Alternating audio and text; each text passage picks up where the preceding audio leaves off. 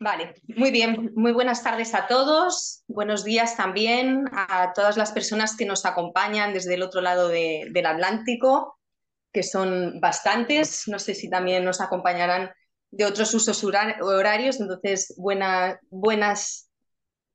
tardes o buenas noches. Bueno, llegamos a este día tan ansiado de la presentación del libro de ética del profesor Burgos, este tratado de ética donde sistematiza una ética personalista. Normalmente en el seminario de investigación en personalismo integral solo habla el profesor Burgos, pero hoy nos acompañan dos profesores que la verdad que se los agradecemos encarecidamente que nos estén acompañando. Es el maestro Carlos Lepe y la maestra Carmen González, que bueno, es de la casa, es profesora también del máster en antropología personalista. La estructura va a ser bien sencilla. Primero participará en 20 minutos el maestro Carlos Lepe, después la profesora Carmen González y en último término el propio profesor Burgos, que contestará y hará comentarios a las análisis que han hecho los profesores anteriormente. Y por último, también quien quiera hacer alguna pregunta o algún comentario puede levantar la mano o escribirlo en el chat. Sin más demora, comenzamos. Voy a presentar a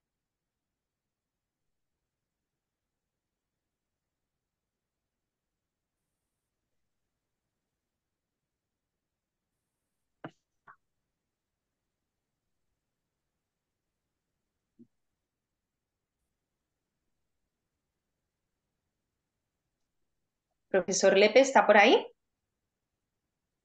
Sí, está, pero Sí, sí, tiene... aquí estoy. Es que creo que, digo, no sé si fue mi internet, pero creo que hubo un pequeño pulso ahí en el internet y dejé de escuchar.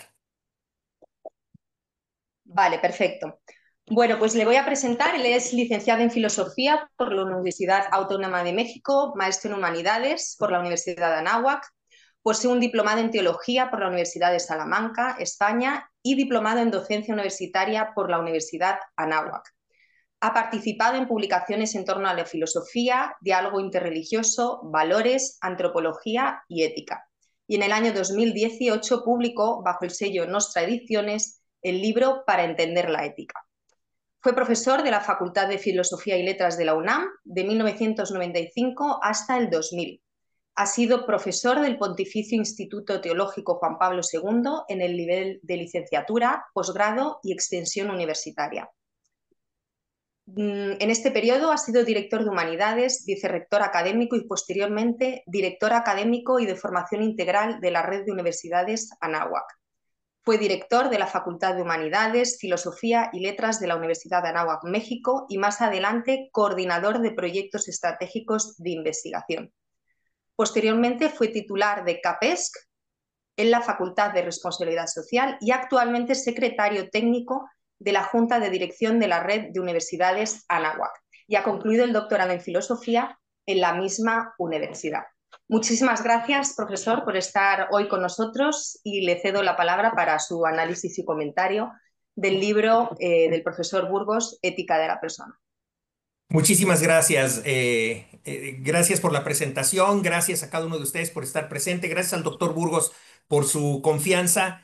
Y pues arranco de inmediato con un pequeño texto que tengo preparado para ser muy puntual y preciso en mis observaciones. Bueno, pues quiero agradecer efectivamente al doctor Juan Manuel Burgos la invitación a presentar su obra más reciente, Ética de la Persona, la cual es motivo central del evento académico que hoy nos convoca. Del mismo modo, saludo a la doctora Carmen González, decana de la Universidad Católica de Santa Fe, Argentina, con quien me honro de compartir esta mesa virtual, y cada uno de ustedes, queridos amigos que están conectados y participando en ella.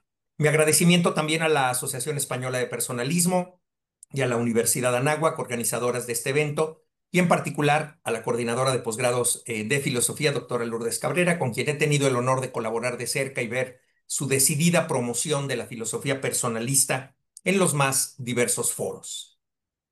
Para iniciar, quiero hacer una pregunta. ¿Es necesario un libro más de ética en estos momentos de la historia? En una rápida revisión de las principales bases de datos académicas, encontramos que existen entre 200 y 300 obras de ética publicadas en cada década del siglo XX, con lo cual tendríamos un techo más bien conservador de unas 3.000 obras de ética impresas en todo el mundo durante la centuria pasada. La producción académica se multiplica en el siglo XXI de una manera dramática, llegando a contabilizarse entre 500 y 1.000 libros de ética por año. Por tanto, bien podemos decir que también conservadoramente podrían contabilizarse unos 18.000 libros de ética publicados en lo que va del presente siglo. El gran total del siglo pasado y el presente nos llevaría a unos 21.000 títulos diversos disponibles. De nuevo, la pregunta, ¿es necesario otro libro de ética? La respuesta es sí, sin duda. Y esto por tres razones. La primera, porque la ética es una disciplina en desarrollo, no es una ciencia acabada, no es una ciencia acabada cuya suma sea posible producir de manera definitiva. La segunda, porque existen nuevas realidades, como lo señala el doctor Burgos en su obra, que requieren de una renovada reflexión ética. La tercera y la más importante, porque existen perspectivas éticas que no han sido exploradas hasta la actualidad, como es el caso de una ética personalista. Si revisamos las grandes obras del personalismo, veremos que en muchas de ellas se menciona la ética. Hay menciones muy claras acerca de la ética, pero apenas para ofrecer un esbozo, y la palabra esbozo resultaría generosa en más de un caso. Esto sucede, por ejemplo, en la obra canónica de Emmanuel Mounier, El personalismo, en la cual se dedica a la ética no más de unas pocas páginas, apenas para apuntar unas cuantas implicaciones. La ética personalista no ha sido desarrollada ni remotamente en su integridad. En este contexto, la aportación del doctor Burgos es un avance sustancial en la constitución de una ética personalista y pienso yo que subido en hombros de gigantes, especialmente en la obra de Karol Wojtyła, la cual aprovecha de manera magistral, desarrolla una ética de corte personalista, la cual debe ser un referente para la discusión en la materia y en el ámbito del personalismo a partir de su misma publicación.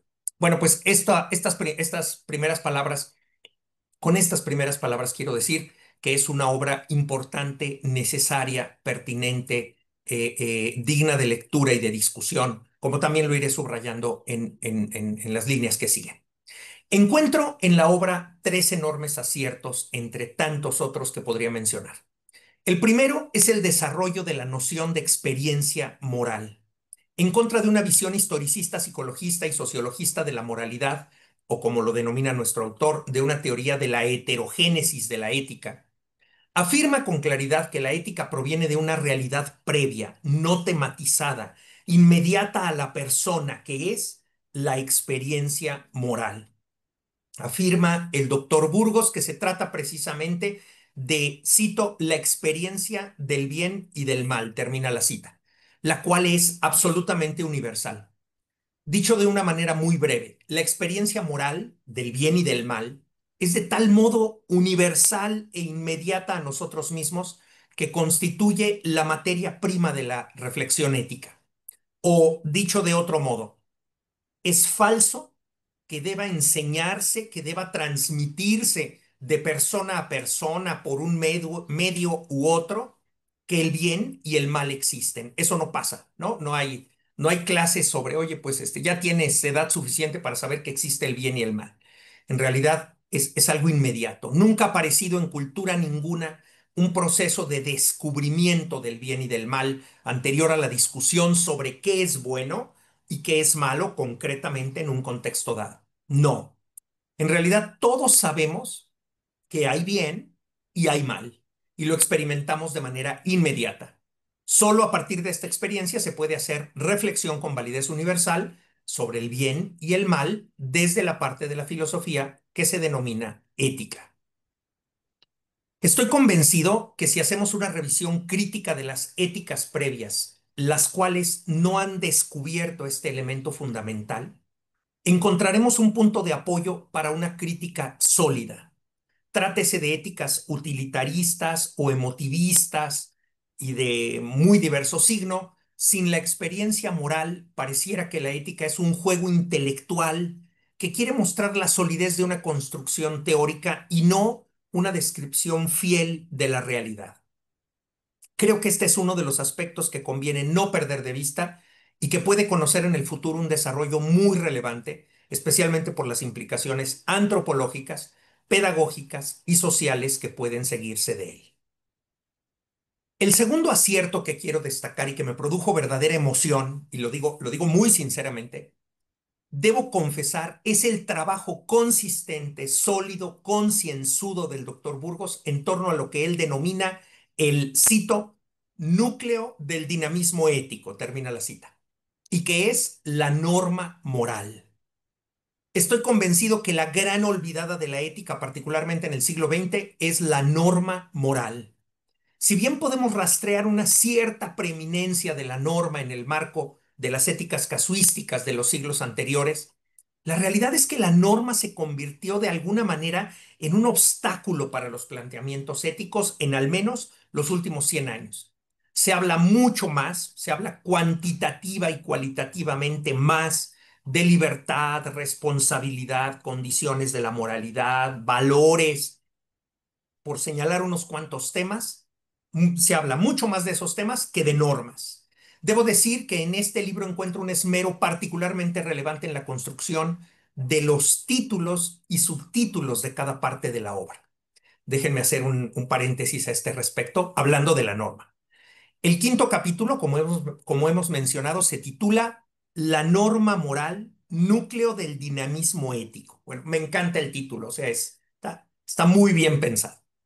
Por su parte, el apartado 5.1 es más que un título. Resulta verdaderamente una tesis filosófica, una afirmación que vale la pena rumiar por sí misma. Y la leo a continuación. El subtítulo 5.1, el apartado 5.1 dice, reza así: la norma moral como expresión consciente de la acción que construye a la persona. De verdad creo que la riqueza de estas expresiones también deben ser subrayadas y debemos aprovecharlas mucho en el estudio de la obra. Desde el principio del capítulo dice el doctor Burgos que el bien es aquello que construye o mejora a la persona, estoy citando, y acontece en el interior del dinamismo ético, de aquellas acciones en las que el hombre se enfrenta al bien o al mal, visualizando internamente y sobre el que toma una decisión. Termina la cita. En este mismo sentido, señala que la norma moral, cito, tiene una dimensión antropológica o antropológica ética, termina la cita. Y esto quiere decir que, cito, poseemos una naturaleza o estructura dinámica que nos impulsa hacia nuestra construcción como personas. Termina la cita. A este respecto quiero comentar lo siguiente. Me parece de particular fortuna la expresión dimensión antropológico-ética. De verdad, me encantó, me encantó. Saben que me costó trabajo leer el libro porque me detenía cada rato, o sea, no podía avanzar. Hay tantas ideas tan ricas que no podía avanzar. No deberíamos pensar en la antropología y la ética como dos tratados diferentes. Es un error pensar en la antropología como un reino de la filosofía y la ética como otro reino independiente del anterior. Todo lo contrario, la antropología exige una ética. Por este motivo es que el proyecto personalista debía desembocar y felizmente ha llegado, en la obra del doctor Burgos, a la formulación de una ética personalista. Hace años, una persona, déjenme contarles esta anécdota, platicaba con una persona dotada de singular intuición para estos temas y él insistía en que teníamos que dar una antropología muy sólida y yo insistía en que teníamos que llegar a la ética. Y en un momento dado me dijo, ¿y qué es la ética sino una antropología aplicada? Años después, cuando le dije a esta persona, oye, esa frase fue genial, me encantó, ni se acordaba de ella, ni se acordaba de ella, me dijo me dice, yo dije eso, no tengo idea. ¿Qué es la ética sin una antropología aplicada? Cuando leo en la obra del doctor Burgos afirmaciones como la que sigue, cito, el hombre no decide qué es bueno para él, sino que descubre esa moralidad al comparar las acciones que puede realizar con lo que le construye o deconstruye como sujeto personal. Termina la cita. Estoy convencido de que la ética sin la antropología es vacía y la antropología sin ética es ciega. La ética no es una enunciación de ciertos deberes, sino el descubrimiento de aquello que planifica a la persona. Sin duda, el doctor Burgos lo dice mucho mejor. Cito, el camino ideal de perfeccionamiento de la persona en cuanto persona. Termina la cita. Por eso señala que resulta, cito, razonable denominarla norma personalista, es decir, norma moral de la persona para la persona. Termina la cita. El fin de la norma no es la norma misma. Las normas no toman su validez de sí mismas. Al contrario, las normas adquieren la cualidad de tales porque están al servicio de la realización, la construcción, el desarrollo y perfeccionamiento de las personas. Me encantaría reproducir en este lugar todas las distinciones y precisiones que realiza el doctor Burgos en torno a las normas, a cuál base iluminadora, pertinente y atinada. Sin embargo, eso haría interminable esta participación. Baste decir que toda esta discusión, junto con su corolario sobre la ley natural, es digno, como todo el libro, de leerse con particular atención, no solo filosófica, y en esto voy a insistir más tarde, sino humana, y también en íntima conexión con la sabiduría universal, que quiere descubrir de qué se trata la vida, para qué estamos hechos, cómo estamos llamados a ordenar nuestra existencia a cada instante. El tercer acierto que quiero destacar es de carácter más general. Sin duda, Ética de la Persona es un libro filosófico en sentido estricto. Su argumentación está más que cuidada. Se cita a los grandes referentes éticos de la historia y me limito a mencionar solo dos. En sus páginas encontraremos y reencontraremos tanto a Kant como a Aristóteles, entre tantos otros que sería abrumador mencionar. Es una obra rigurosa y seria. Ahora bien, junto con esto, como todas las obras del doctor Burgos, es una obra legible. Permítanme contarles una historia. El traductor al español de Ser y Tiempo de Heidegger fue el gran José Gauss. Hizo un esfuerzo enorme por construir neologismos que permitieran experimentar la sorpresa en el uso del lenguaje tal y como lo hacía Heidegger en alemán. La obra final es fiel al original, pero de una lectura muy demandante y compleja. Entonces José Gauss, motivado por sus colegas, escribe otro libro que se llama Introducción al Ser y el Tiempo de Martin Heidegger. Esta obra prometía ser la llave a los misterios de la obra original, pero resultó ser tanto o más compleja que la anterior. Y entonces comenzó a circular la versión de que Gauss escribiría su introducción a la introducción al ser y el tiempo y hacia el infinito. Esto es lo que no sucede en el libro del doctor Juan Manuel Burgos. Es una obra comprensible, rigurosa pero no abstrusa, exigente pero en la cual las luces para el lector incluso promedio son mucho más numerosas que las sombras. Creo ver en esta cualidad su capacidad docente. Es una persona que sabe llevar un tema de principio a fin. Es como un vigía capaz de ver la ruta que hay que transitar. Abarca con su mirada filosófica los diversos caminos y recovecos de cada tema, para concluir de una manera clara y convincente. Puedo afirmar que no solo se trata de una obra filosófica muy relevante, sino de un texto que invita a la lectura, que la hace amable y que guía al lector como buen maestro, como pastor que orienta en la confusión hacia el descubrimiento de la verdad. No quiero dejar de mencionar un aspecto más que me parece muy importante. Se trata del lugar de los valores, de la axiología en esta propuesta de ética personalista. Hemos dicho antes que no podemos pensar la ética sin antes considerar la antropología. Algo semejante sucede con la axiología. Una axiología desvinculada de una recta y sana antropología, dicho de otro modo, de una antropología personalista, convierte a los valores en una clase de entes difícilmente defendibles y sostenibles. Trátese de una axiología subjetivista. Tienen ustedes que leer esta sección de la obra, y bueno, de hecho, tienen que leer toda la obra, o de una axiología objetivista, con observaciones no menos contundentes al respecto por parte de nuestro autor. Bueno, pues fiel a un personalismo que no divide, sino que integra, la solución se encuentra en entender que los valores, cito, no existen en sí sobrevolando el mundo, sino que son generalizaciones de comportamientos que posibilitan el perfeccionamiento o mejora personal. Termina la cita. Estamos ante el planteamiento de una axiología personalista. Sin duda, esta formulación ameritaría un largo ensayo, si no es que un libro completo. Sin embargo, nos hemos de dar por satisfechos con esta sección del libro del doctor Burgos, quien nos ofrece este lúcido análisis y una solución bien meditada sobre el problema de los valores en el marco de la ética. Y continúo. Uno de los temas que va a producir un gran río de tinta, estoy seguro, será el del objeto y el fin en relación con la teoría de la triple fuente de la moralidad. En una argumentación que nuestro autor ha madurado en el estudio y la reflexión, muestra que el objeto del acto moral, como tradicionalmente se ha denominado, separado del fin o intención del mismo, parece ser una distinción arbitraria, una separación del objetivo y lo subjetivo del acto, que en el mismo se encuentran inexorablemente unidos. Es por este motivo que el doctor Burgos propone usar el término objeto intencional. Ahora bien, en una muestra de honestidad intelectual a la que nos tiene tan acostumbrados, señala que junto con las ventajas de una formulación que une dos términos que hasta la fecha han existido separados, también es cierto que posee algunos inconvenientes. Pareciera que aún hay que definir el objeto por un lado y la intención por otro, para decirlo de un modo muy sencillo.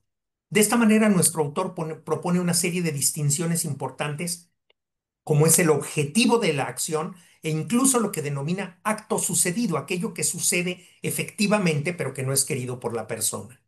Lo que es un hecho es que con esta sección de su libro el doctor Burgos ha abierto una discusión necesaria sobre la llamada teoría de la triple fuente, a saber, objeto, fin y circunstancias.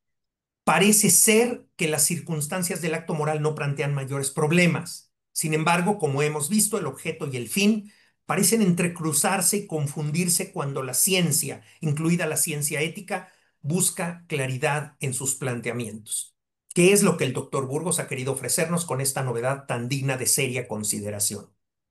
No quiero terminar estos comentarios sin mencionar un tema más que, con toda lucidez y corrección, plantea nuestro autor hacia el final mismo de su obra, bajo el subtítulo 4.2, El misterio del mal. Este tema me resulta de particular interés, pues aunque la ética debe centrar su atención en el bien, y a estas alturas el doctor Burgos ha escrito más de 280 páginas en torno al bien, la realidad del mal es palpable en la vida de cada uno de nosotros. Para empezar, nuestro autor nos aclara que no se trata de un mal ontológico, sino de la consideración desde la ética, de un mal moral.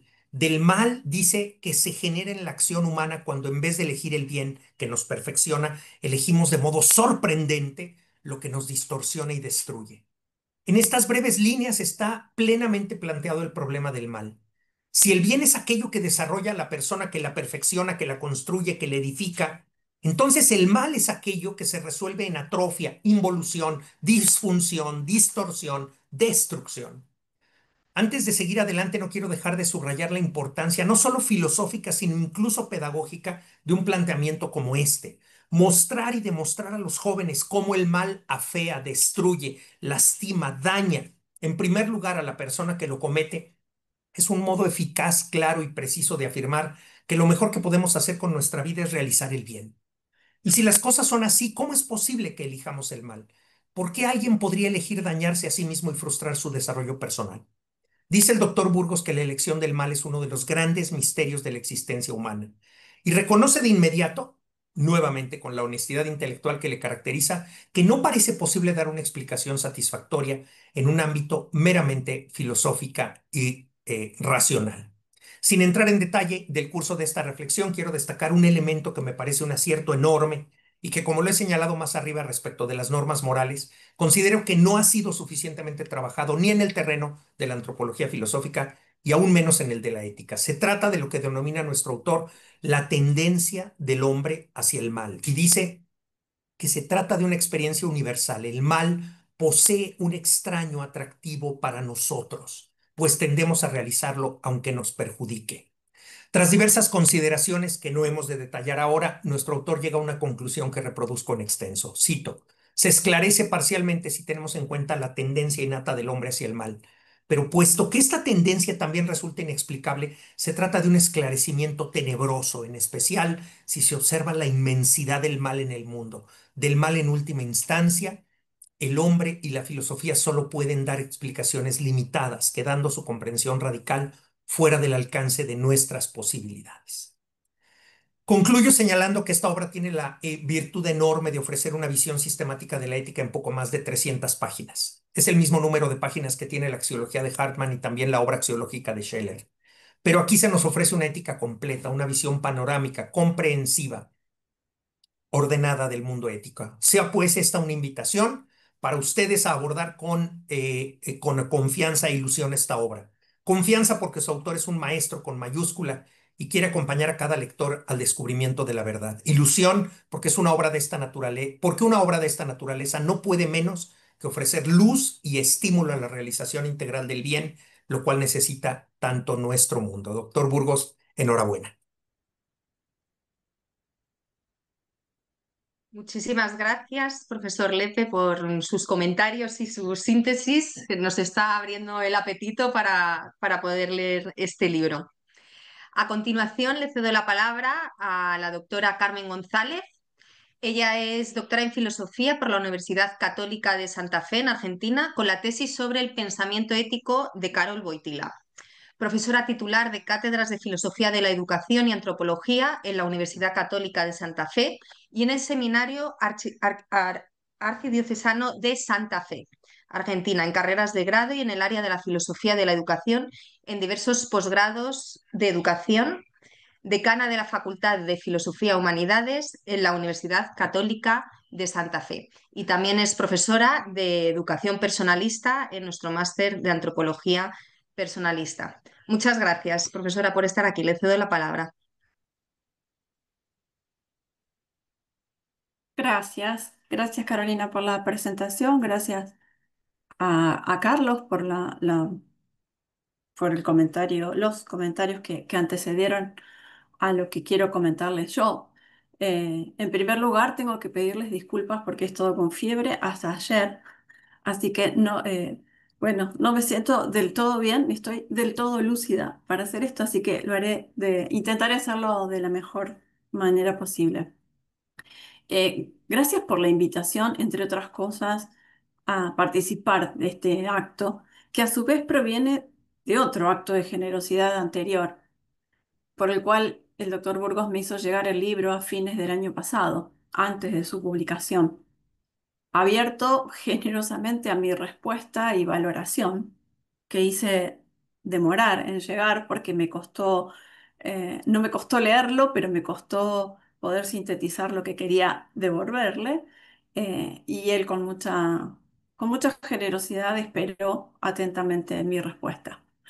Así que aquí estoy para compartir estas apreciaciones con ustedes, sabiendo que, como ya me ha expresado Juan Manuel hace poco, los libros, como los hijos, una vez que salen a la luz, comienzan a recorrer sus propios caminos y a cargarse de sentidos tan diversos como múltiples.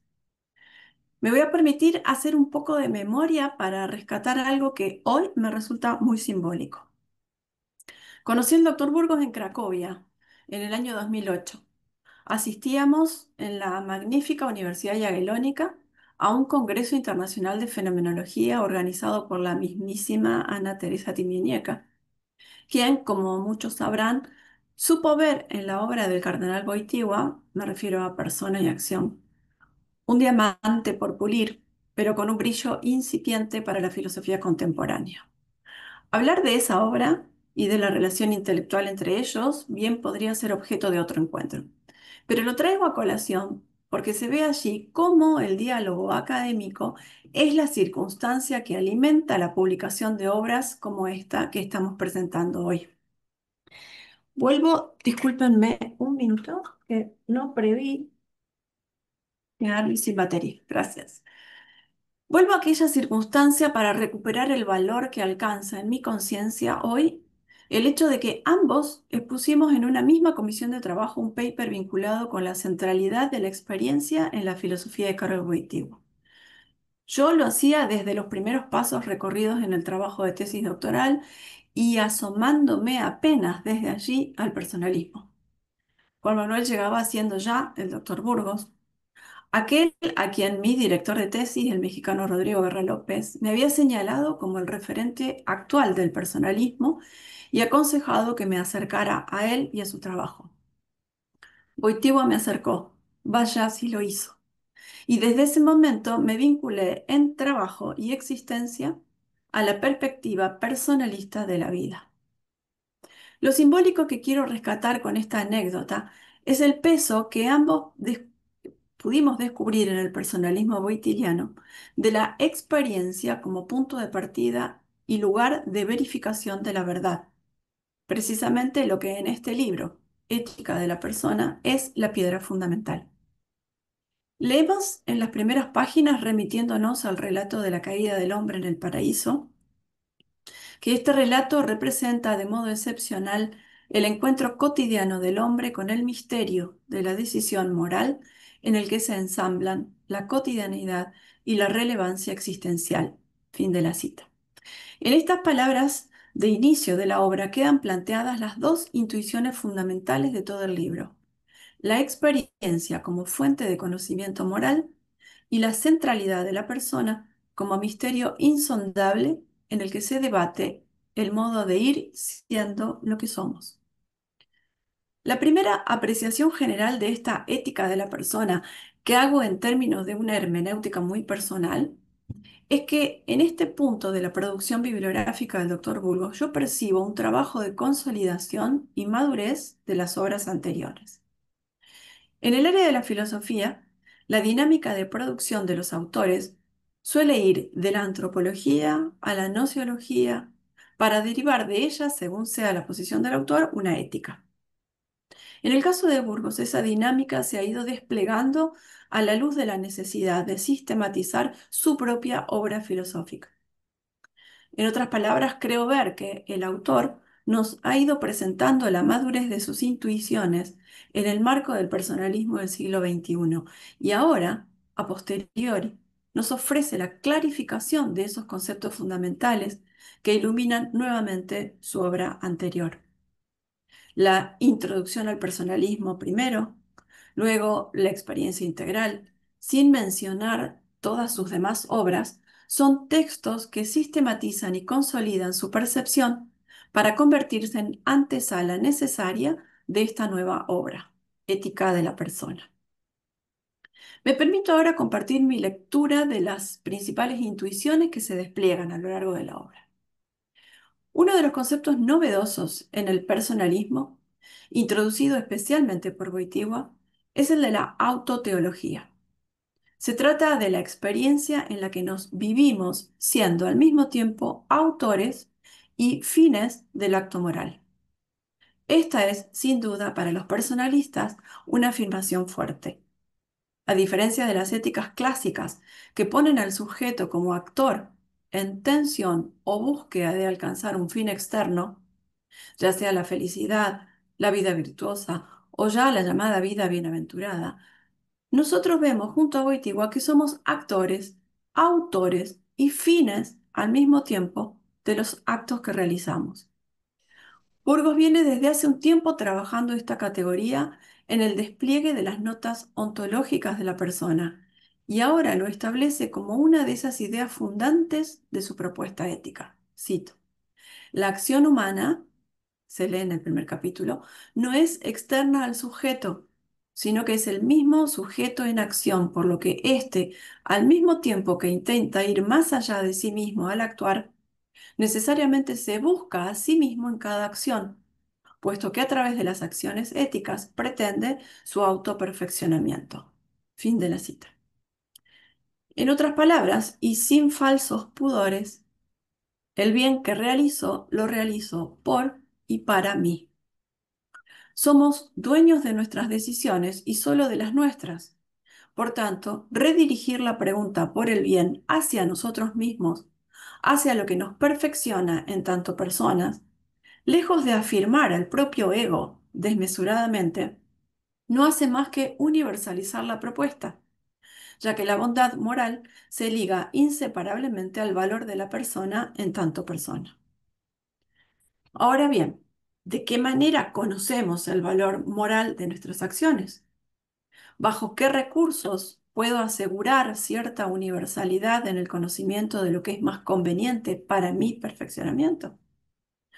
Burgos retoma aquí otra de sus categorías fundamentales, la experiencia. En varias de sus obras anteriores, como así también en sus presentaciones académicas habituales, el tema de la experiencia cobra una centralidad gnoseológica fundante. Se trata, como en Wojtyła nuevamente, de un redireccionamiento de la atención a las propias vivencias para estabilizar allí algunos núcleos de sentido. Me resulta particularmente original poner el punto de partida del conocimiento moral no heterónomamente, sino atendiendo a lo que se manifiesta en mi propia vida moral. El movimiento por el cual, a través de la inducción comprensiva, cada persona fija los núcleos de significado moral en y desde su propia experiencia de moralidad, corroborando luego con otras personas y construyendo comunitariamente las nociones morales, no hace más que mostrar el carácter comunitario de la vida moral, pero al mismo tiempo no deja lugar para la imposición heterónoma de las normas. Como en una obra musical en la que se vuelve una y otra vez a la melodía principal, esta ética de la persona vuelve repetidamente sobre las concepciones antropológicas que explican el fenómeno de la experiencia moral. Ahora, la reafirmación de que las acciones morales brotan de acciones libres y no de activaciones externas. Son, dice Burgos, un dinamismo cuyo origen insondable se encuentra en el abismo interior del sujeto. Fin de la cita. Realizando así a la persona completa y no activando a una u otra potencia. La melodía que resuena una y otra vez es aquella que nos hace recordar que las categorías tradicionales de la metafísica clásica no alcanzan para explicar la realidad de la persona. Y entonces, seguir pensando en la existencia de una causa final que por atracción motora impulse nuestros actos hasta su realización es no terminar de ver que la causa eficiente y final son el propio yo de la persona que se hace, se planifica en sus acciones. Una vez más, el fin de mis actos morales soy yo misma. La persona es fin para sí mismo y para los demás, consecuentemente. Nuevamente aquí se pone en el centro de la motivación personal la propia plenitud y no un fin ajeno a nosotros mismos. Me permito ahora hablar de lo que en mi propia hermenéutica de esta obra veo como los momentos centrales. Aunque el mismo autor no los considere tan centrales como lo hago yo, y de esto ya hemos hablado, Juan Manuel y yo ya hemos hablado de esto, creo ver en los capítulos 4 y 5 la mayor novedad de este nuevo libro de Burgos. En estos capítulos se abordan dos cuestiones centrales, el bien y la norma. ¿Cómo pensarlos a priori? Bueno, la tradición los muestra como factores externos a la persona misma. Bueno es lo que respeta y realiza la verdad de las cosas. De allí se deriva heterónomamente un conjunto de normas que nos prescriben qué hacer para alcanzar ese bien. Pues bien, ahora y a posteriori de haber ido aceptando la invitación a volver sobre el sí mismo, desde las experiencias de moralidad, podemos ver con claridad que bueno es todo aquello que está a la altura del valor de las cosas. Por tanto, el bien moral es toda acción que se adecúa al valor absoluto de la persona y se autodetermina a su realización. En el capítulo 4, la manifestación del personalismo es clara e iluminadora. Es el valor de la persona lo que determina el bien. Me atrevo a decir que frente a las éticas de fines o a las éticas formales, Burgos muestra aquí el núcleo de la ética personalista. Bueno es todo aquello que perfecciona integralmente a la persona en concordancia con su dignidad, y es la captación de su valor precisamente la instancia motivadora para la realización del bien, no un concepto, ni tampoco una finalidad propuesta externamente, sino más bien la captación de lo que soy, en primer lugar, y de la posibilidad de plenitud por medio de mis obras. A mi modo de ver, este capítulo cuarto en el despliegue de la concepción personalista del bien abre la puerta a lo que considero el capítulo central de la obra, respecto de la novedad del planteo y la audacia de su propuesta. Esto se da en el quinto capítulo, lugar en el que Burgos explicita su consideración de la norma moral. Habiendo manifestado el contenido del bien, Ahora es importante comprender que dicho contenido se explicita en la norma. La norma moral como regla de comportamiento es, a juicio del autor, personal. Su contenido surge de y en situaciones concretas para una persona, en un momento determinado. Es esto lo que motiva su acción y no una norma externa. Sin embargo, es importante señalar que inmediatamente aclara que no es la persona quien crea la norma, sino que tan solo la descubre en su interior, en relación con lo que ella es. Hay una precedencia ontológica de la que se desprende una percepción axiológica, lo que muestra a la persona como fin último de la acción moral. La norma es, pues, personal y personalista, en tanto la persona se dicta la norma a sí misma en relación con el bien que la perfecciona. Es la norma de la persona para la persona, afirma el autor, no la prescripción de un camino que perfecciona la naturaleza humana, sino las vías para mi propia realización en tanto persona y en sentido integral. Personal y personalista. Estos son los caracteres esenciales de la norma moral, de la persona para la persona. Retomando aquí la tradición boitiliana, el doctor Burgos reconoce que el principio fundamental de los actos humanos es la persona misma. La persona es fin en sí misma. Se busca a sí misma y a su realización en cada acción. No buscamos la perfección de una naturaleza universal, sino la realización de nosotros mismos, individuos concretos, moviéndonos al respeto por la dignidad de toda persona. El amor, como decía Wojtyła, el respeto a la dignidad de la persona propia y ajena es la única actitud que está a la altura de lo que somos. Amándonos, amamos. Sin una correcta valoración de lo que soy, no habría un genuino reconocimiento del valor de otras personas.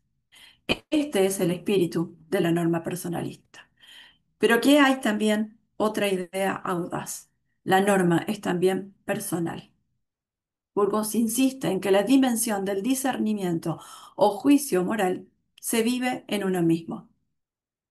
Leemos con grata sorpresa para mí.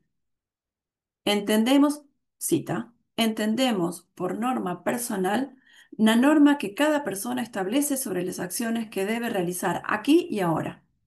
Es, por tanto, concreta, personal e irrepetible. Esta norma solo sirve para esta persona en las circunstancias determinadas en las que se encuentra. No afecta ni remite a otras personas y ni siquiera necesariamente a ellas mismas en otro momento. Fin de la cita.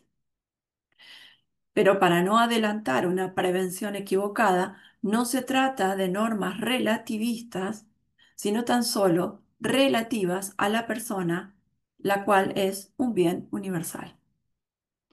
Veamos esto. Los rasgos universales u ontológicos de la persona son el núcleo antropológico moral que da razón de las normas universales. Pero no se trata de prescripciones a priori, sino de mandatos personales que consideran el itinerario biográfico de cada persona, evitando caer en una simple casuística que ignore los procesos formativos y personalísimos de cada sujeto que actúa.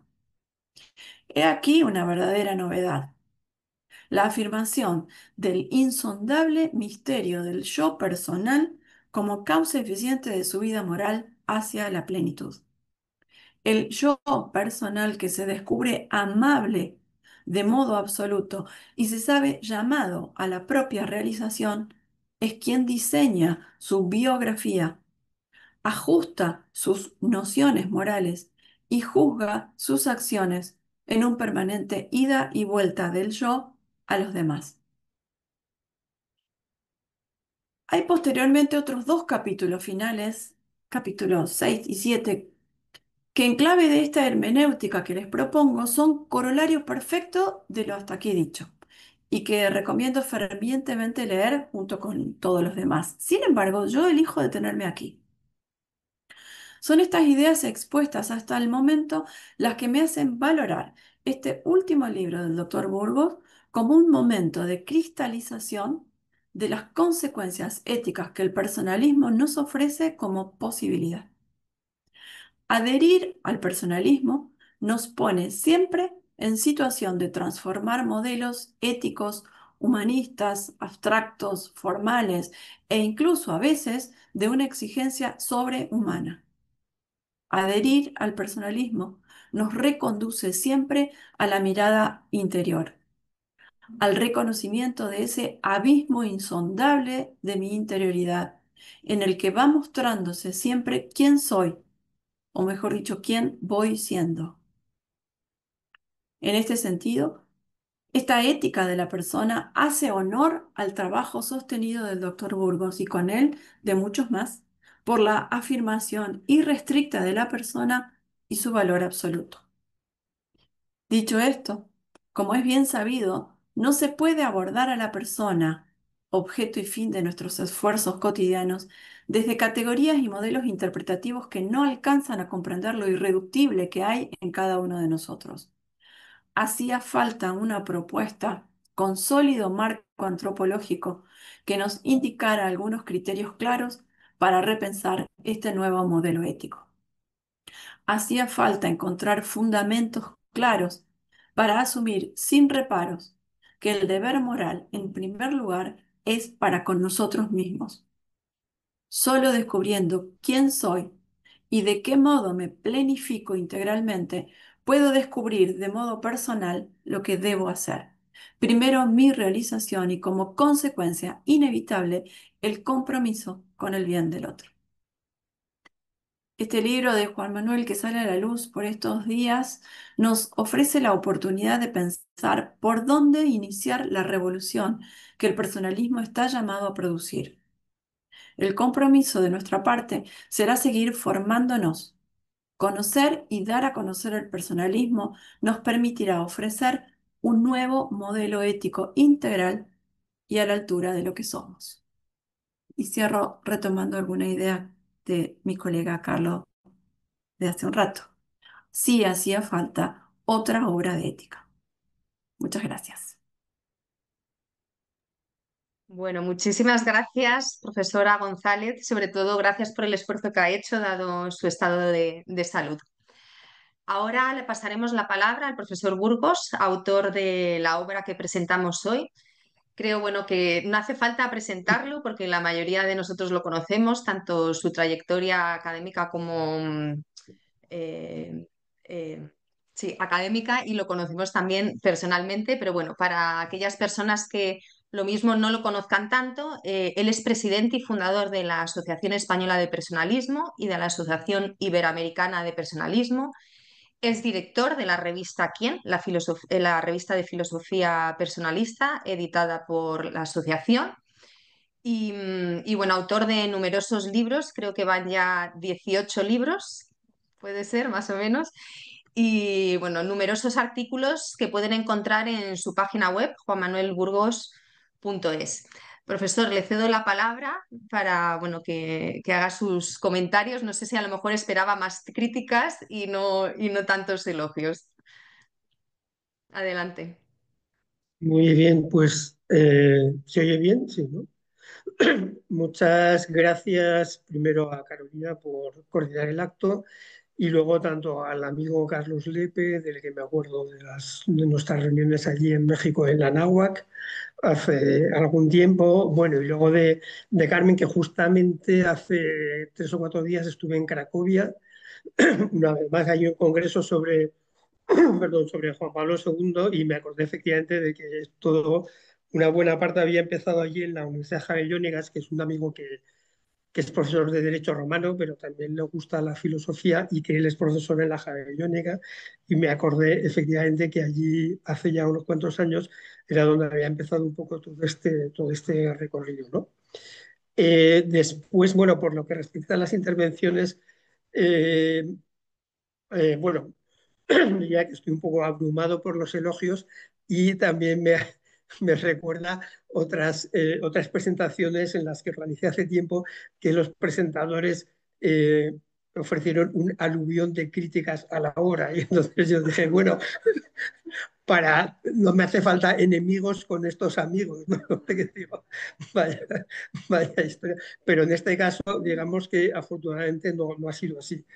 Eh, de lo que habéis comentado, simplemente, bueno, como de alguna manera creo que es todo muy preciso en relación a lo que yo pretendo con este escrito, simplemente haría dos comentarios también para no alargar demasiado el acto y para que dar paso a la gente que quiera intervenir.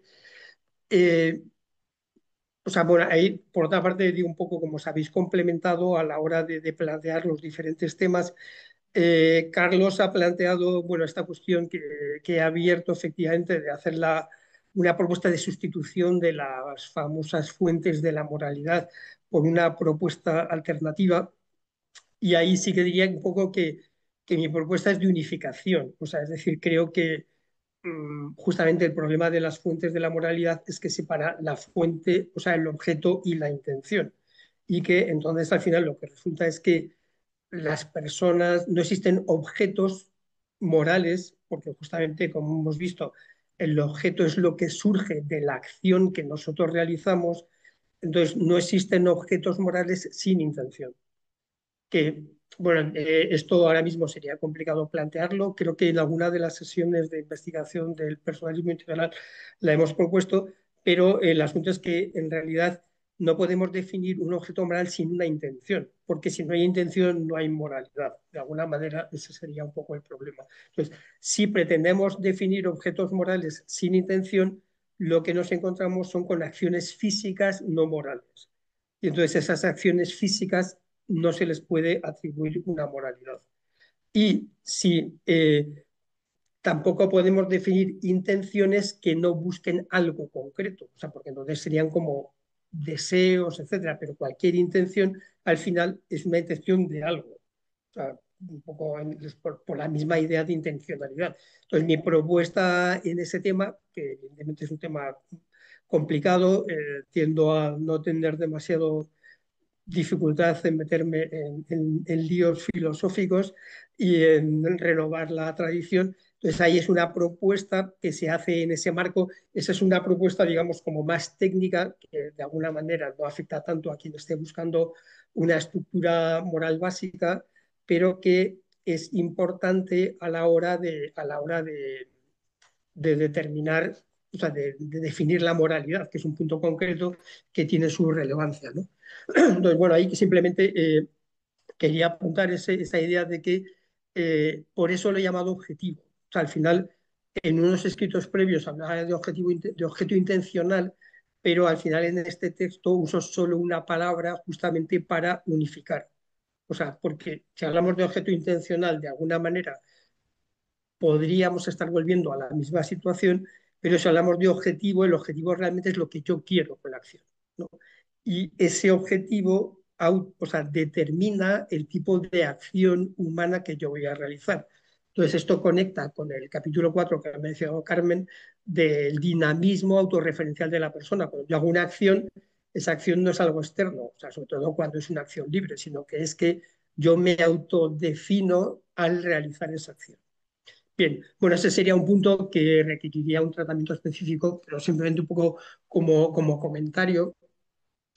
Y después, bueno, simplemente quería añadir a la parte final, que como no habéis mencionado, pues sería un poco como el complemento final del libro, el último capítulo, que es el desarrollo del camino ético y la diferencia entre lo que yo llamo el camino de lo bueno y el camino de lo mejor, que bueno, está puesta al final del libro, también como dicen los italianos, para acabar in bellezza, o sea, para acabar de una manera, digamos, por elevación, pero que creo que también que es una dimensión ética importante, o sea, en el sentido que el libro, o sea, este manual de ética está planteado un poco, claro, como una ética básica fundamental, entonces no es como una ética de max, o sea, intenta explicar qué es la acción ética, pero de algún modo no es una ética de máximos, sino que sería una ética de mínimos, o por lo menos una ética fundamental.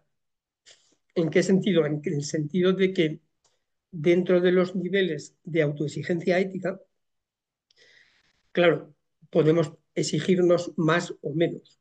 Entonces, cuando hablamos de una ética básica, de una ética fundamental, de alguna manera yo creo, por lo menos esa sería mi posición, que tenemos que hacer en principio una descripción de lo básico, o sea, una descripción de una ética que de algún modo sería obligatoria, o si obligatoria siempre suena un poco mal, pero de alguna manera sería una ética que sirviese para todas las personas. Entonces, eso sería en el contexto que yo he planteado en este libro de el camino de lo bueno. Pero frente a ese camino, o frente a ese camino, o por elevación de ese camino, tendríamos el camino de lo mejor.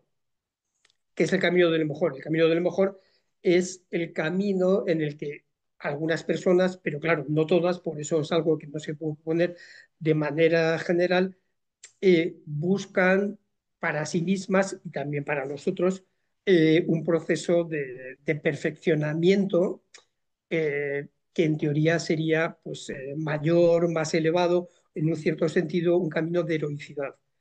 Entonces, la propuesta como final del capítulo es que ese sería el camino de lo mejor, pero que no se le puede exigir a todo el mundo, porque de alguna manera los comportamientos éticos heroicos son algo que se puede realizar, pero que de alguna manera no estamos obligados a realizar. Sí estamos obligados, sin embargo, aunque tal como intenta mostrar el libro, somos nosotros mismos los que nos obligamos a una realización del bien o a la realización del mal. Pero claro, ese bien puede ser como el bien básico o puede ser lo mejor.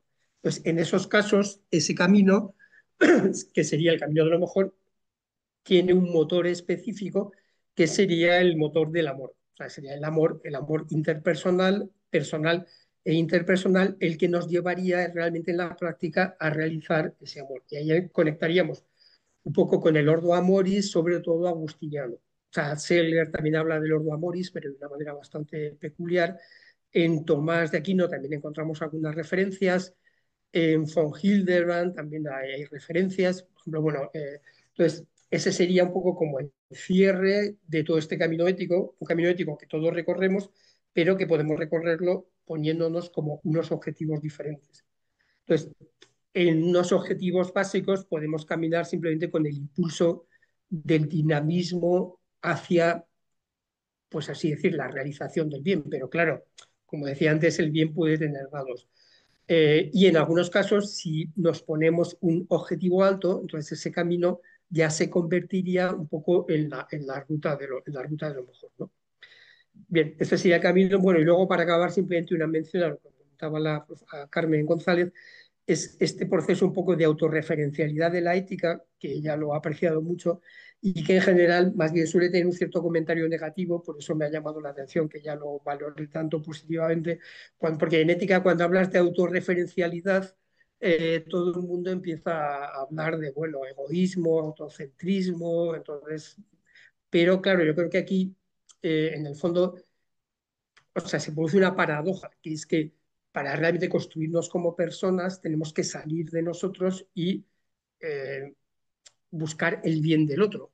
Pero a veces un poco lo que quizás por cuestiones terminológicas o por no autopensar o no repensar, parece como que cuando buscásemos el bien del otro no estaríamos buscando nuestro propio bien, sino que ese bien como que iría incluso por encima del nuestro, ¿no? Entonces eso es lo que, digamos, para mí, de hecho esto lo dice Santo Tomás directamente en alguna de las citas, que cuando buscamos el otro, el bien del otro, no buscamos el bien del otro por encima del nuestro, porque incluso sería un poco ilógico. O sea, ¿qué sentido tiene buscar el bien del otro y no buscar el nuestro? Entonces, bueno, ahí simplemente quiero decir que esto en general, un poco cuando lo planteo, más bien suele recibir críticas. Me acuerdo ahora un poco de una estancia ahí el año pasado en Steubenville, que planteé este mismo tema y la gente, ¿cómo y tal? Hay que donarse en la donación. Sí, bueno, la donación sí, pero la donación es una donación en la que yo busco construirme a mí mismo también, busco mi propio bien. O sea, lo que pasa es que es un propio bien que consigo a través de la donación. Entonces, porque no tendría, como digo, sentido buscar el bien de los otros y no buscar el propio bien.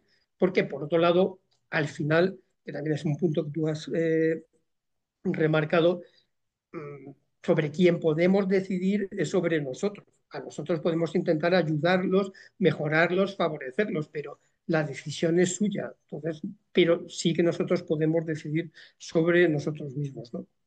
Bueno, pues sí, bueno, como ya llevamos, no querría añadir más porque yo creo que al final entre los elementos que ha tocado el profesor Carlos Lepe y los que has tocado tú, Carmen, más o menos hay una visión general de la obra, con lo cual, Carolina, si eso podemos dar paso a preguntas, comentarios, si hay. También si alguien más quiere intervenir, veo aquí a la amiga Inés desde Argentina. Bueno, pues que si alguien quiere intervenir, comentar, pues estaría bien, ¿no? Muchas gracias, profesor Burgos, por ese añadido. A ver, Luisi ya tiene la siguiente pregunta. Esta ética, a ver, esta ética, ¿en qué aspectos principales se contrapone o puede interpelar a las grandes corrientes éticas explícitas o implícitas que dominan el pensamiento actual, occidental u occidentalizado? ¿En qué aspectos principales se contrapone esta ética a otras corrientes éticas? Sí, bueno, gracias por la pregunta. Vale, es una pregunta bastante amplia, entonces voy a hacer alguna breve referencia. Podríamos decir, en primer lugar, que es una ética antiutilitarista, o sea, porque en ese sentido la ética de utilidad, aunque toda propuesta ética al final tiene elementos interesantes, claro, es bastante imposible que alguien diga algo que no tenga nada interesante. Entonces, pero en principio sería una ética antiutilitarista, en el sentido de que el bien no queda definido por lo que es útil a posteriori, sino que el bien queda definido por lo que es la persona. Entonces, ahí el concepto de utilidad sería secundario. Claro, también lo que es bueno para la persona depende de lo que sea bueno para los otros. Pero en principio tendríamos también una ética antiutilitarista. Mm, Esta ética tiene algunos elementos kantianos, por ejemplo, en toda la autorreferencialidad de la que se habla aquí, en el fondo proviene de elementos kantianos de la ética, que yo creo que son interesantes, que en parte ya están asumidos por Wojtyla y que tiene que ver con esta idea de que la persona somos fines para nosotros mismos. La teología aristotélica a veces como que va demasiado hacia afuera. Estamos siempre pensando en lo que vamos a hacer, pero no pensamos en nosotros. Y eso es un punto que Wojtyla supo ver. Entonces tendría elementos kantianos, pero la gran diferencia con Kant es que aquí no hay un deber por el deber. O sea, que es una expresión que, bueno, en el sistema kantiano se puede entender, pero que evidentemente a todos nos suena como, bueno, Kant vivía en Prusia, entonces esto explica bastante de lo del deber por el deber, ¿vale? Pero sobre todo para los hispanos esto del deber por el deber nos suena un poco, nos queda un poco lejano, pero en cualquier caso ya desde el punto de vista un poco conceptual, al final el deber es importante. O sea, aquí hay un elemento que no ha sido tratado, que es la idea de la perfección. ¿Cuál es el motor de la ética en esta ética? Pues sería como un intermedio entre felicidad y deber. Pero la idea es hablar de perfección, de autoperfección o autoconstrucción. Entonces, en ese sentido, se asume parte de la autorreferencialidad kantiana, pero la idea de la felicidad queda en un segundo momento. O sea, no actuamos para ser felices ahora, sino actuamos porque eso nos construye como personas y entonces al construirnos como personas esperamos que nos haga felices, como también dice von Hildebrand. Pero claro, la felicidad directa no hay. Entonces aquí vemos, por un lado, que hay elementos kantianos, también hay un poco de elementos aristotélicos, y bueno, se podrían hablar de otras corrientes. Por ejemplo, si hablamos de la posmodernidad, aunque la posmodernidad yo creo que ya está un poco muriendo, asesinada, digamos, por el relato woke, woke, porque ahora lo que tenemos no es posmodernidad, sino un relato más bien imperativo. En relación con la posmodernidad, pues claro, diríamos que esto eh, no es exactamente un planteamiento posmoderno, porque la posmodernidad de alguna manera es bastante relativista. Es pluralista, lo cual es bueno, pero la posmodernidad es relativista. Entonces, aquí hay una postura en la cual hay una concepción, digamos, como estructural del pensamiento ético y no hay un relativismo ético. Si bien se acepta que, también como la decía la profesora Carmen, el bien es relativo a la persona. Pero relativo a la persona no quiere decir relativista, no quiere decir que yo no me invento lo que es bueno, sino que yo lo descubro, pero lo que es bueno para mí no necesariamente es bueno para otros. bueno, para contestar un poco a esta. Muy bien, muchas gracias. La siguiente pregunta es de Agustín. Dice, el camino de lo mejor conlleva una meta fundamental. A ver, el camino de lo mejor conlleva una meta fundamental en este sentido. ¿El amor podría convertirse en esa opción fundamental que guía la salida y la autorreferencial del yo? Perdón, es que no me... Está El escrita, camino ¿no? de lo mejor... Sí, no sé si está un Sí, poco... está escrita. Ujú. Mm. Es más como afirmación, no como pregunta. Acá Sí, está. primero el camino de lo mejor conlleva una meta fundamental en este sentido. ¿El amor Ujú. podría convertirse en esa opción fundamental que guía la salida y la autorreferencial del yo?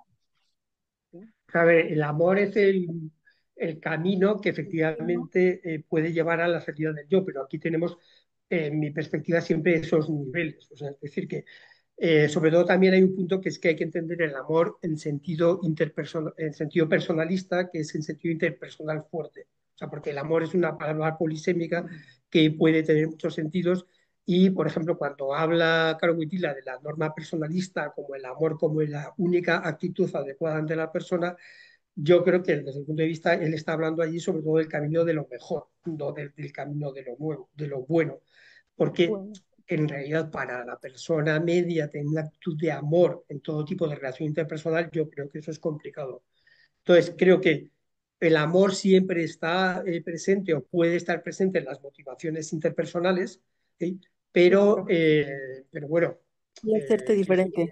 antes también el profesor Carlos Lepe habló de la tendencia al mal, existe una tendencia al mal presente continuamente en la vida de las personas. Entonces, esa tendencia al mal que es operativa hace que esa vía del amor sea compleja, que no sea algo fácil, sencillo, que se realiza sin ningún problema. Entonces, por ahí vamos a estar un poco como, yo lo veo un poco como objetivo, como ideal, que se pueda alcanzar en unas situaciones, pero quizá en otras no. Bien, la siguiente pregunta es de Alejandro Turner. Dice, ¿podría haber una síntesis entre el personalismo y el humanismo secular de Paul Kurtz o sobran postulados ontológicos? Bueno, aquí hay un problema que es que yo no conozco el humanismo secular de Paul Kurtz, con lo cual no puedo responder a la pregunta. Si el profesor, si la que ha hecho la pregunta sintetiza alguna de las ideas, pues entonces quizás sí podría, pero como no lo conozco, no puedo responder así sin más. Muy bien. Alejandro Turner, ¿quiere hacer alguna aclaración? Es el que ha Gracias. hecho la pregunta. Hola, Sí, buenas tardes. buenas tardes. Sí, básicamente el humanismo secular comparte muchísimo de las ideas del personalismo, pero su propio nombre lo dice, ¿no? De manera secular, o sea, no asume ontológicamente, por ejemplo, la existencia, la teleología, por ejemplo. No hay una teleología implícita y no hay tampoco ninguna connotación del trascendente, ¿no? Por todo lo demás, eh, la dignidad humana, toda la consideración del hombre en el centro, como el personalismo, todo es muy, muy parecido.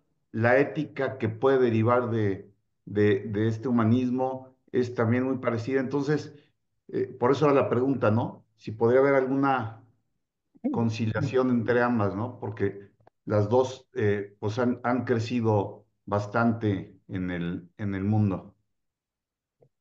Bueno, por lo que dice, a ver, cuando está hablando, no estamos hablando de teología, sino de teleología, ¿vale? Entonces, la perspectiva teleológica no es trascendente, o sea, es la perspectiva aristotélica, pero yendo directamente al asunto, el planteamiento que yo hago del personalismo no es, por así decir, de un personalismo cristiano, sino simplemente es de un personalismo que después puede abrirse a la trascendencia. De hecho, por ejemplo, en la estructura de este libro no hay ninguna referencia trascendente en el sentido religioso. Entonces, es un análisis de la interioridad humana y de la experiencia humana que se da, de la experiencia del bien y del mal que detectamos en esa experiencia. Entonces, en ese sentido, o sea, no requiere, por así decir, ningún tipo de creencia religiosa para aceptarlo. Con lo cual, en el caso, digamos, de que tenga, de que la postura de Kurt sea similar en cuanto a las tesis, no habría incompatibilidades porque este tipo de reflexión no requiere explícitamente una referencia religiosa. De hecho, una de las preguntas de las que me hago en el libro es justamente esta. Si, por ejemplo, la obligación moral necesita de una referencia a Dios para ser justificada. Entonces, hay gente que sostiene que sí, por ejemplo, von Hildebrand, en general los axiólogos van en esta dirección, pero yo creo que no, porque basta con la referencia a la dignidad absoluta de la persona. Y esa dignidad absoluta de la persona tampoco se justifica, necesita, digamos, como un referente teológico para justificarla, sino que de alguna manera sería algo que podemos comprobar valorando a la persona. O sea que, quiere decir que esta ética no está inscrita en un pensamiento religioso explícito. Implícito sí, pero explícito no. Muy bien. Creo que es Arrocha el que pregunta cómo se relaciona esta percepción de la autorreferencialidad de la persona con las nuevas críticas al denominado antropocentrismo. O sea, ¿cómo sería la diferencia, ¿no?, entre la autorreferencialidad y el antropocentrismo? Bueno, a ver, es que la crítica al antropocentrismo es una crítica que se puede compartir o no, ¿vale? O sea, digo, porque a veces hay temas que se ponen de moda, hay una palabra que ya, pues, de antropocentrismo es malo, ¿no? O el eurocentrismo es malo. Entonces ahí lo que hay que valorar es si realmente aceptamos esas críticas al antropocentrismo o no.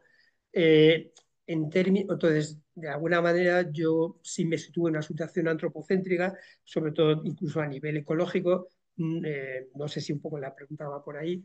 Es decir, creo que la persona pues es lo que más vale en el mundo conocido, en el mundo que existe, está por encima de claramente está por encima de los animales, lo cual no quiere decir que no haya que respetar a los animales, pero no tiene el mismo valor. Entonces creo que una posición antropocéntrica me parece válida, también habría que ver qué entendemos exactamente por antropocentrismo, pero el darle ese valor principal a la persona, o sea, al ser humano, yo creo que eso está justificado. Entonces, en ese sentido, hacer una ética antropocéntrica, yo creo que sería coherente desde mi punto de vista. Claro. Muy bien. La siguiente pregunta es de nuestra querida Inés Riego. ¿Esta ética de lo mejor, cuyo camino es el Ordo Amoris, tiene su fuente implícita en Dios, en nuestro carácter esencial de ser imágenes de Dios? Bueno, Inés, gracias por la pregunta difícil, por otro lado, pero o sea, ahí entraríamos, claro, yo creo que cuando progresamos ya hacia el camino de lo mejor y hacia el camino de lo heroico, claro, ya digamos como que esos caminos empiezan a funcionarse como de manera más directa, claro, porque aspirar a lo mejor sin una referencia religiosa es posible, pero puede ser como mucho más difícil que si no se tiene. Claro, de hecho, la vía de lo mejor en el fondo le hemos aprendido del cristianismo, claro, a lo mejor no aparece porque sí en la historia de la cultura, en la historia de la civilización.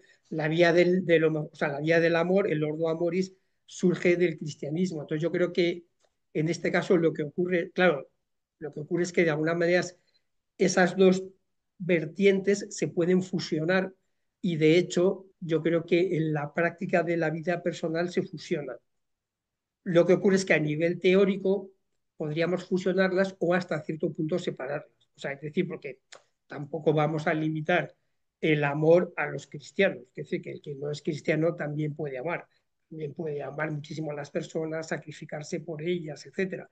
Entonces, en sentido estricto, no hay que vincularla necesariamente.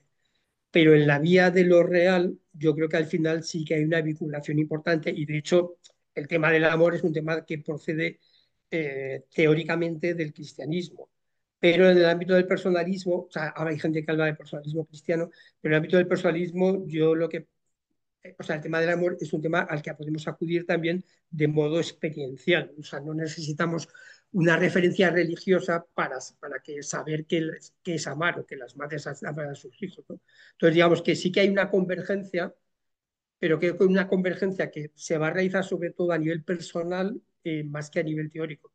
A nivel teórico, si se quiere, se puede hacer, claro, pero estaríamos ya en una especie más bien de ética teológica. Bueno, por ahí sería como la pregunta. Vale. Muy bien, bueno, la siguiente pregunta es de Ricardo Rivas, que yo creo que da para escribir otro libro. Le sugiero, profesor, que la vaya leyendo conmigo porque son dos preguntas largas. Pregunta, en esta relación indisoluble entre la acción, objeto moral, y la intención, finalidad subjetiva, ¿cómo se distingue la propuesta de la ética de la persona del profesor Burgos de la ética de la intención de Pedro Abelardo, Kant o Habermas? Esta es una primera pregunta. Y otra pregunta es, el hecho de ser una propuesta ética de mínimos y también una ética formal, ¿ello salvaguarda su universalismo en contra del Pero subjetivismo? vamos Venga, una vamos por por la una. primera, vale. A ver, La diferencia entre su ética y la ética de la intención de Pedro Abelardo, Kant o de Habermas. esta no, esta no es propiamente hablando una ética de la intención, ¿vale? Es una ética del objetivo, que es diferente, ¿vale? Porque si hablamos de una ética de la intención, sería como que, o sea, para esto hay que precisar, y espero haberlo hecho bien, si no es una primera propuesta en el libro que se podría revisar, esto no es una ética de la intención, sino es una ética de los objetivos. La ética de la intención podría parecer que es que lo que yo de alguna manera interiormente como deseo se convierte en principio de la moralidad, pero el objetivo no es intención, es la intención de algo concreto. Y ese algo concreto establece y estructura mi acción. Por poner un ejemplo, si yo decido, voy a robar, ¿vale? Entonces, si yo voy a robar, aunque luego ese robo pueda tener diferentes fases, si yo decido, otra cosa es lo que haga después, ¿no? Porque tiene muchos procesos, pero si yo decido robar, entonces mi objetivo es robar. Entonces, en ese objetivo de robar se mezcla la intención y el objeto clásico. ¿En qué sentido? En el que yo quiero hacer algo concreto, que es robar, ¿vale? Entonces, tomo una decisión interior, que es la decisión de robar. En este caso, ya diríamos que también en términos boetilanos ya me he autodeterminado, porque yo me he decidido a realizar una acción que es mala. Pero eso no es una intención abstracta, como, yo qué sé, voy a ir a la luna, sino que es realizar un objetivo concreto. Entonces, la cuestión es que las intenciones son intenciones de algo, ¿vale?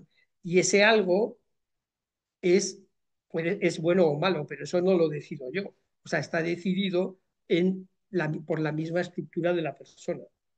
No sé si esto aclara un poco si yo digo, pues, o incluso aunque yo no realice la acción. Por ejemplo, digamos, formo mi equipo en plan película, formo mi equipo de profesionales para realizar el robo del siglo y tengo a todo el mundo allí, al informático, al que abre las cajas fuertes, al que trepa por la pared, etcétera, ¿no? Pero al final falla. ¿Por qué? Pues porque los de seguridad me detectan. ¿Vale? Pero yo ya he decidido hacer la acción. Entonces, el hecho de, o sea, yo ya he intentado robar y he puesto y he generado todo un sistema de acciones que van dirigidos a robar. El hecho de que no haya conseguido robar no quita que la acción sea mala, pero no es una intención genérica de lo que yo pienso en mi cabeza, sino que es una intención que formaliza mi comportamiento, o sea, que estructura, que responde a una decisión. O sea, no sé si, o sea, eso aclara un poco, es un tema complejo, por eso supongo que se ha discutido tanto sobre la intención, el objeto, etcétera. Aquí mi propuesta es la unificación, o sea, la unificación en el sentido de que la intención tiene que ser intención de algo, y si eso es algo objetivo, ambas van unidas. Eh, por poner un caso contrario, ¿no? Que es un caso polémico, pero bueno, el caso del aborto. Claro, tú puedes decir, el aborto es malo. Entonces, eh, sí, el aborto es malo si quieres realizar un aborto, porque un aborto natural no es malo. O sea, un aborto natural es algo que le sucede a una mujer y también es un aborto, solamente que no ha habido una decisión de abortar.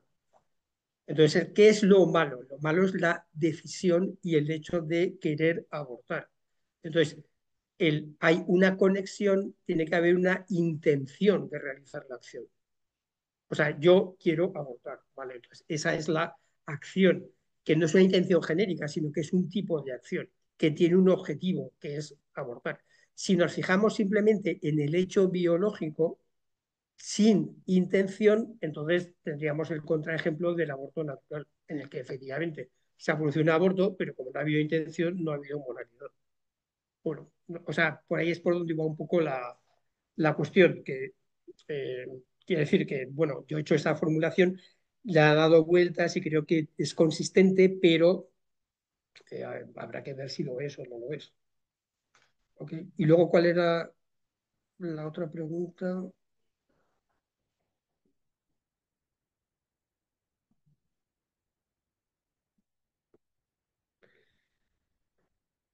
Bueno, a ver, lo de la ética de mínimos no sé si es una expresión muy acertada, ¿vale?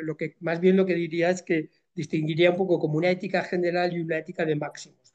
Creo que lo de ética de mínimos, yo creo que lo retiro en el sentido de que creo que no es una expresión adecuada. Más bien diría que es una ética general y sobre esa ética general proponemos una ética de máximos o de perfección, ¿vale? O sea, ese sería el punto. Y luego el problema del universalismo, eh, o sea, o sea, la norma es una norma personal y es una norma que sirve para mí, ¿vale? Ahora, ¿qué ocurre? Que entonces yo soy alguien irreductible y por lo tanto único, pero también soy persona, ¿vale? Entonces, al ser persona, todos somos personas. Entonces, sí, somos muy diferentes, pero también somos iguales.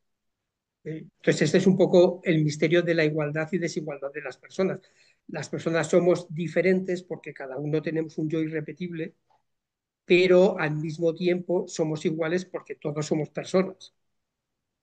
Entonces, entonces ese rasgo universal de que en cuanto personas tenemos todos las mismas características es lo que posibilita el universalismo de la norma.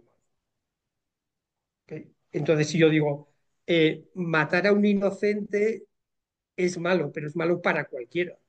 ¿Por qué? Porque es contrario a la esencia de la persona. Entonces, en el caso de eso, o sea, quiere decir que la experiencia moral en la experiencia moral, la elaboración de la norma, claro, digo, aquí luego uno puede equivocarse en la elaboración de la norma, pero desde un punto de vista objetivo, la idea es que eh, ayudar a fulanito, eso puede ser bueno o malo para mí, pero o no. Quiero decir, imaginemos que alguien pues es mi padre, pues yo tendría una obligación tremenda de ayudarle. Si no es mi padre, pues no sé, puede que esté pasando mucha necesidad, pero yo no tengo ninguna obligación de ayudar porque si no tendría que ayudar a todo el mundo que tiene algo, tiene una necesidad, ¿vale? Pero en el caso, si nos planteamos una opción universal negativa, que son las más fácil, en este caso nunca para ninguna persona va a ser bueno matar a un inocente. ¿Vale? Entonces, eso ahí, que también evidentemente, o sea, el tema de la universalidad y la singularidad de la norma es un tema muy complicado, pero de alguna manera la idea es esta, es que para la construcción personal de alguien nunca va a ser bueno matar a un inocente. Por lo tanto, ahí vamos a encontrar una norma universal o una dimensión universal de la norma. Entonces creo que o sea, cuando hacemos referencia a la persona, la referencia a la persona es singular en el sentido que cada uno somos personas irrepetibles, pero también tiene un elemento de generalidad, porque todos somos personas. Bueno, esa sería eh, la Bien, propuesta de solución, digamos. vale, bueno, muchas gracias. Bueno, son casi las 6, tenemos dos preguntas más, así que le voy a pedir, profesor, que sea breve. Pregunta de Sergio. ¿Qué lugar ocupa la metafísica aristotélica tomista en esta ética abordada en su libro? Pienso en los escritos de Jacques Maritain. O sea, bueno, esta ética está inspirada en elementos tomistas, también en elementos fenomenológicos, en elementos kantianos. Entonces, si hay una inspiración y hay un espacio, eh, digamos, porque pues todo un poco la perspectiva ontológica, la perspectiva antropológica, el valor que se da a la acción, ¿vale? Como elemento referente en la determinación de la moralidad. Eso es algo que viene de la prima secunda de Tomás de Aquino. O sea que sí hay elementos inspirados en Tomás de Aquino. Lo que no hay es un uso sistemático de sus categorías. ¿Vale? O sea, entonces hay elementos inspiracionales, pero no hay un uso sistemático de sus categorías. O si esas categorías se usan, se complementan. Por ejemplo, la teleología con la idea de autoteleología. En el caso de Jacques Maritain, bueno, evidentemente es que Jacques Maritain es un personalista atomista, pero lo que ocurre para mí es que él se sitúa un poco como una situación un poco intermedia e inestable. O sea, que él busca profundizar en el personalismo, avanzar en el personalismo, pero sigue teniendo como las categorías metafísicas básicas. Yo creo que esas categorías metafísicas básicas no sirven para la ética contemporánea ni para la antropología. O sea, no podemos entender a la persona en términos de sustancia y accidentes, materia y forma, causa eficiente, causa formal. Yo creo que esos términos no sirven. Entonces, esos términos no están empleados, pero sí hay una inspiración en ideas de fondo de Tomás de Aquino. Muy Y bien, creo y que quedaba la el... última pregunta de Selene, ¿hay en el libro o en su opinión alguna valoración sobre la influencia social o el papel del otro o lo social en la experiencia moral o ética? eh, bueno, realmente no hay, por así decir, una dimensión social de la ética, ¿vale? Eso debería quedar para otro libro. O sea, es una ética fundamental. Entonces, no es una ética social, una ética aplicada, es una ética fundamental. Entonces, en ese sentido, pues da la estructuración básica de la ética, pero no trabaja mucho, o sea, cómo la relación con las personas o la relación con la sociedad, todo eso influye tanto en la construcción personal como en los aspectos éticos. Lo que ocurre es que de alguna manera, de un poco manera como contestaría un poco como contestó Caro Wojtyla cuando le hicieron una pregunta sobre si la ética, si su antropología era una antropología que surgía de la relación interpersonal. Él lo que dijo era que eso es importante, pero si no conocemos la estructura de la persona, del autodominio, de la autorreferencialidad, no podemos entender cómo es la persona. Entonces, en este caso, creo que se podría hacer una respuesta un poco similar. O sea, es decir, si no tenemos claros estos principios éticos, puede que construyamos una ética social sin fundamento. De todas maneras, bueno, esto, o sea, este puede ayudar a construir esa ética social, pero bueno, la ética social también de alguna manera cada ciencia tiene una cierta independencia. Entonces, en este caso, básicamente es una ética fundamental. Entonces, no está tan trabajado o está poco trabajado en la relación interpersonal, excepto, por ejemplo, pues en los temas del ordo amoris, etcétera, ¿no? Si bien es cierto que en realidad prácticamente toda acción ética es una acción interpersonal, la mayoría de ellas, no todas, ¿no? Porque muchas de las decisiones éticas influyen en nosotros. Pero bueno, esto, Selene, si quieres, tú puedes completar el libro con esa ética social. Muy bien, muchísimas gracias. Bueno, pues les recuerdo que pueden adquirir el libro directamente en la página web de EUNSA. Y también pueden ver todos los libros publicados por el profesor Burgos en su página web, juanmanuelburgos.es, así como sus publicaciones científicas. Pues sin más, le doy las gracias a todos los participantes, sobre todo gracias a la doctora Carmen González y al doctor Carlos Lepe. Muchas gracias por acompañarnos en este día tan importante en el que hemos presentado el nuevo libro del profesor Burgos y por supuesto gracias al profesor, bueno, pues por seguir iluminándonos y sistematizando las distintas disciplinas desde un enfoque personalista. En los próximos días enviaremos esta grabación por boletín y bueno, esperamos vernos en el siguiente seminario de investigación de filosofía de personalismo integral.